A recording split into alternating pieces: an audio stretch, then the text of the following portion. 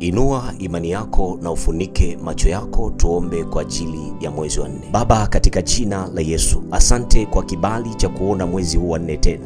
Mungu, umenilinda tangu mwaka ulipoanza na ukanipa nafasi ya kuvuka mwezi wa kwanza, wa pili, wa tatu, sasa niko mwezi wa 4. Baba, asante kwa ajili ya mema ambayo umeendelea kuyatenda ndani ya miezi yote. Mfalme wa amani, nimekuja tena juu ya mwezi huu kama ulivyomchukua Ezekieli juu ya mifupa mikavu na ukamwambia aitabirie mifupa mikavu, na baada ya kutabiri mifupa ikapata nyama, mifupa ikapata uhai, mifupa ikapata nguvu na uhai tena. Baba, nimekuja kwa njia ya imani, nimekuja kutabiri juu ya mwezi wa 4. Mwezi wa 4 natangaza utakuwa ni mwezi wa kula mema. Mwezi wa 4 utakuwa ni mwezi wa kufanikiwa, na chochote nitakachokitenda kwenye mikono yangu ndani ya mwezi huu kitafanikiwa. Yale yaliyonishinda mwezi wa kwanza, mwezi wa pili, mwezi wa tatu, mwezi wa 4 hayatanishinda katika jina la Yesu. Natangaza ushindi kwenye biashara, natangaza faida kwenye biashara, natangaza kuinuka kiuchumi, natangaza kuinuka kiafya, natangaza kibali chako kikawe juu ya maisha yangu. Baba, ninaomba unilinde mimi na familia yangu, unilinde kwenye kila mpango nitakaoupanga.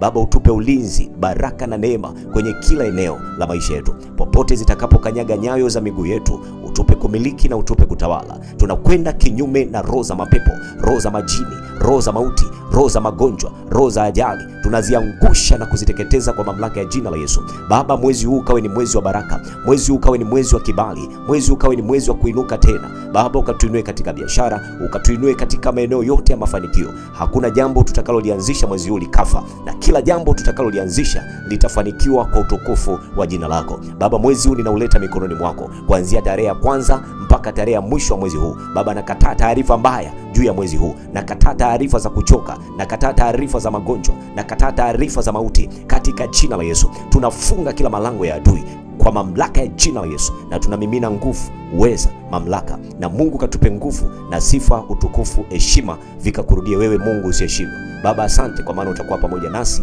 na utatuongoza kwenye kila utakalolifanya. Baba, chochote tutakachokifanya kikafanikiwe zaidi ya miezi iliyopita. Ninaomba maombi haya kwa jina la Mungu Baba, Mwana na Roho Mtakatifu.